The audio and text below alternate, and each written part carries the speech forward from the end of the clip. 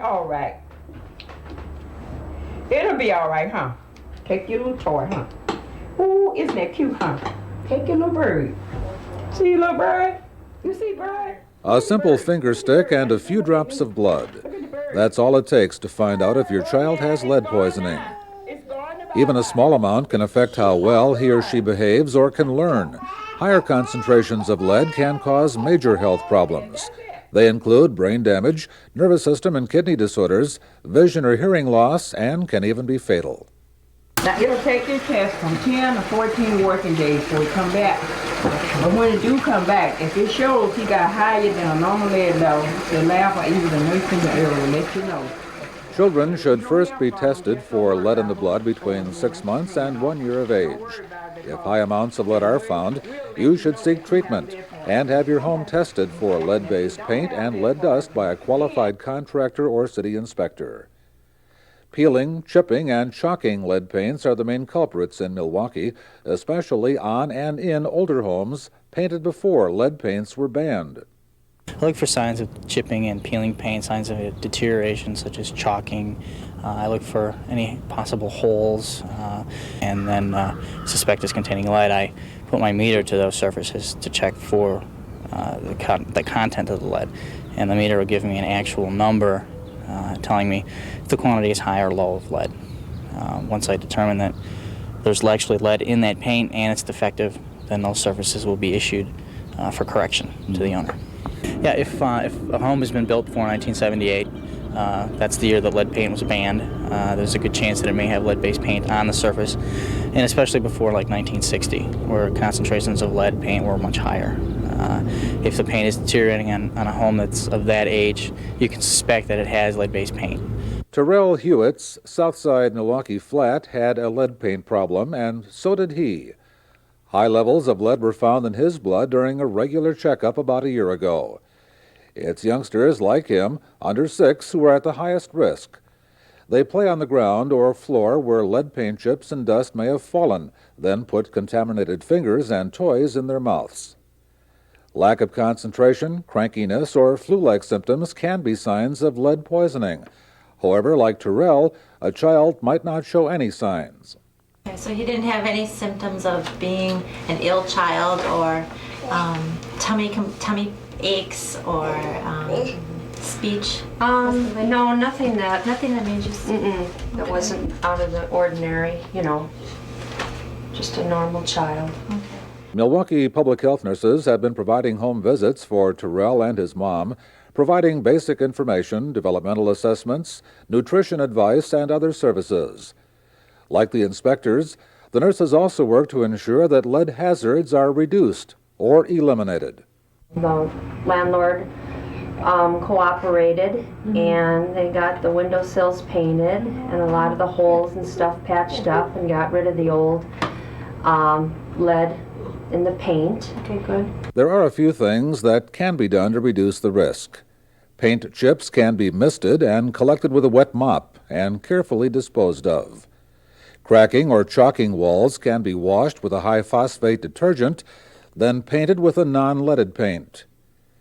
You shouldn't sweep or vacuum lead-based paint chips or dust with an ordinary vacuum cleaner. A special unit called a HEPA-Vac, specially designed to filter the extremely small dust particles, can be rented. But in many cases, it's best to get professional help. It's the sliding up and down that creates the friction and deposits lead dust on the stool as well as the window well.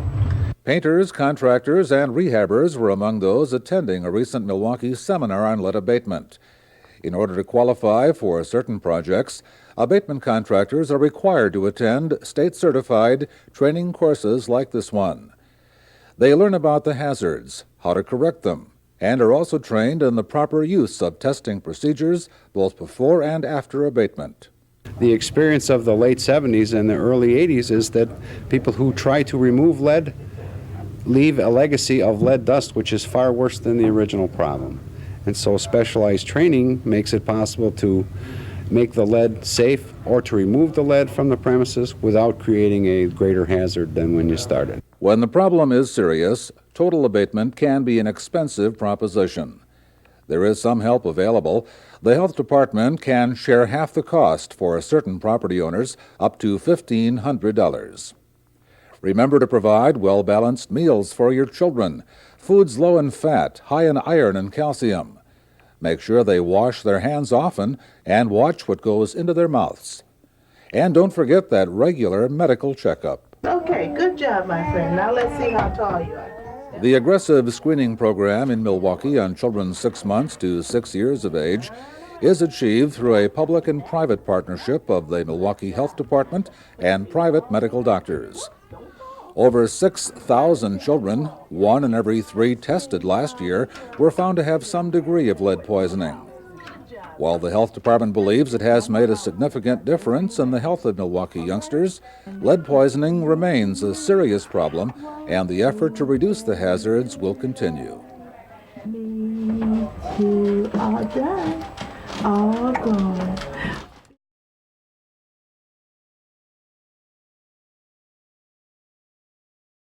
As we reported last month, several major tax incremental financing districts in the downtown area have added millions of dollars to city tax rolls.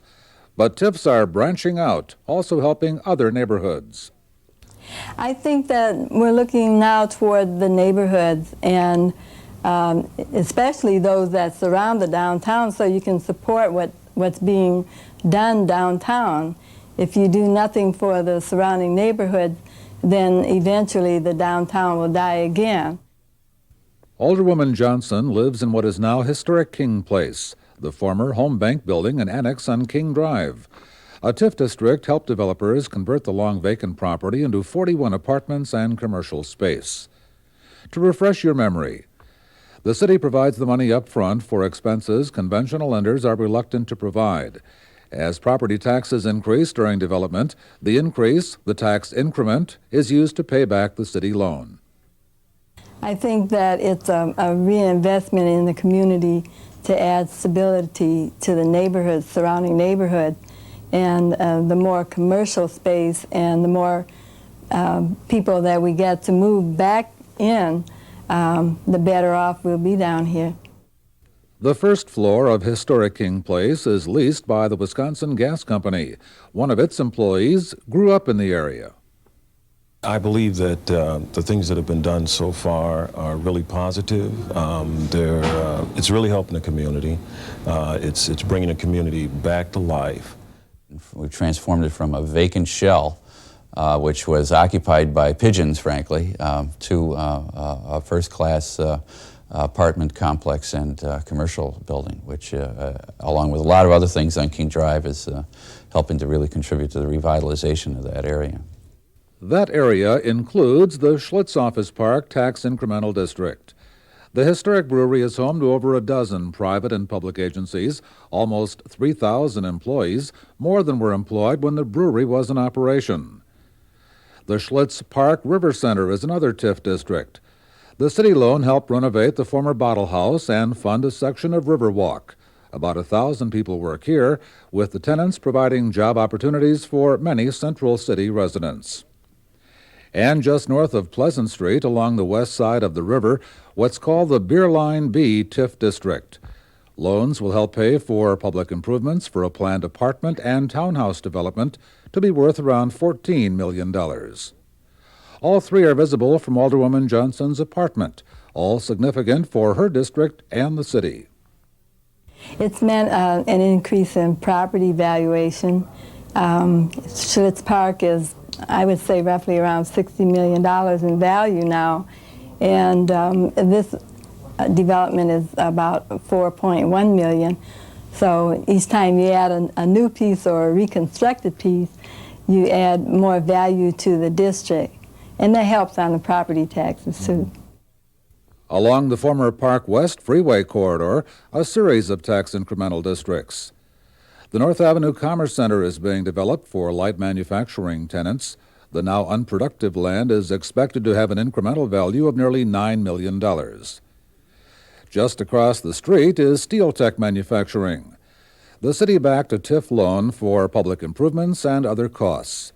The minority-owned steel fabricating facility is providing about 200 jobs, primarily to minority workers.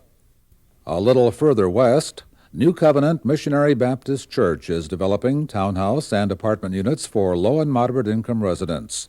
A TIF district here helps with public improvements. The estimated increase in value, over $3 million. And on the south side, another indication of why the program is important. A Pick and Save Mega Mart is part of a planned TIF district on this 8-acre site. The city would help out with acquisition, demolition, and environmental costs, making it feasible for the developers to build in the central city rather than the suburbs. In order to retain businesses and in order to allow them to compete on a cost-competitive basis, we have to make sure that their costs aren't in excess of what they'd be required to pay in the marketplace. So we become a partner in that sense. Taxed incremental financing districts generate profits for developers, housing, and job opportunities for city residents. Officials hope the attention focused on the central city will make those areas more attractive, encouraging conventional investment without city assistance.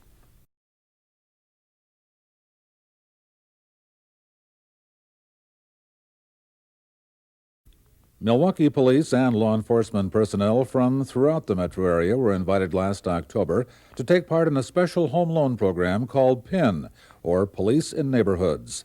The idea: encourage police to move into certain central city neighborhoods and help residents of those areas feel more secure. Officer Greg Marshall was among those attracted to the program by affordable housing in the specified areas, and especially by the low closing costs and no down payment provisions of the program provided to police by First Financial Bank. And I was presented with the program, so I took a look at the areas, and we found an area that we liked and the house that we liked, and there was no money down and a lower interest rate and a 15-year mortgage deal, and it just worked out real slick for us. Officers and deputies from any municipality who buy a single-family or duplex home for owner occupancy in this designated area are eligible for the special Police in Neighborhood Mortgage Program. There's an added incentive to buy homes in the Community Development Block Grant area. Officers are eligible for special home improvement loans, which are forgiven as long as the officer remains the owner-occupant for 5 years. So far, 39 law enforcement personnel have applied for the special mortgages. 19 have closed on their loans and moved into their new homes. 15 others are in various stages of loan processing. Officer Marshall says it helps the officers, and the police presence should also help the neighborhoods where they live. Well, hopefully it'll be a positive one. I would feel better, knowing there was officers living in my neighborhood, and that the presence there will just kind of hopefully keep the crime off the street that you're living on, at least, if nothing else. The people that know that I'm an officer have been real positive, welcoming me to the neighborhood. I think they would be that way no matter who I was, sure. But the fact that I'm an officer does help, I'm sure, quite a bit. In neighborhoods where officers live, residents get to know them as neighbors, people, and friends. Officials believe it's important for those who live in public housing to have that same interaction and to have the same feelings of security. Under a trial program launched last year, 20 Milwaukee police officers are living in a number of public housing developments. In exchange for the nearly free rent of $1 a month, officers are required to perform 10 hours of community service a month, time that, if compensated, would equal what the average public housing resident pays each month for rent. Lapham Park is the off-duty home of Officer Malcolm Blakely. He's not required to serve as a security guard or patrol the buildings where he lives. He's a neighbor, subject to the same day-to-day problems experienced by the other residents, but also a cop, making a difference. I've got 2 different groups that I work with. The age 6 to 13, which I started the Lapham Corps, where we meet, we do little drills and plan activities with that age group. And I also have a teen group that I work with, 13. I think my oldest member might be 19. We tutor basketball. We have speakers that come in and talk to them, and we sit down and go over their goals in life, things that they want to do, and we answer the questions that they have about us. Do you feel that you're making a difference with this program? Yes, I really do. I really do. I think that Officer Blakely believes he's a good role model for young people at Lapham Park, thinks the concept is a good one, and that it makes his neighbors feel a bit more secure. They seem to be pretty happy about it. When I often go door to door and I talk to them when I'm handing out flyers or something, and they say they're glad to see us there and keep up the good work, basically. Anytime a police officer works or lives in a neighborhood, there is a perception that residents are safer. City officials say their efforts with the police home ownership and rental programs can build neighborhood confidence. And they say they also complement many of the neighborhood revitalization efforts of the city and local community-based organizations.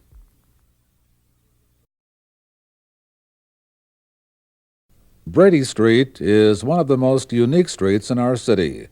It's witnessed successive waves of Polish and Italian immigrants over the years, became Milwaukee's Greenwich Village in the 60s, and it's a historic preservation district. Exterior remodeling must get city approval.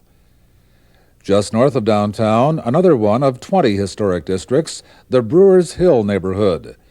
Many expansive homes from the 1800s are being refurbished. There are some new ones.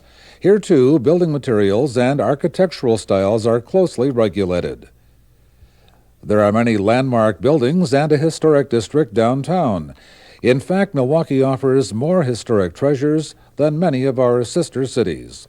And you look at the historic building stock that they have there, it's not of the quality that it is here. It's not of the quantity. And in many cases, it's a building here and a building there in these other cities rather than a district that has been put together and preserved. It's the 9-member Historic Preservation Commission, including architects and historians, that makes the initial decision on historic designations. The Common Council has the final word. It's a constant struggle to balance the efforts to preserve and protect the past with the rights of individual property owners.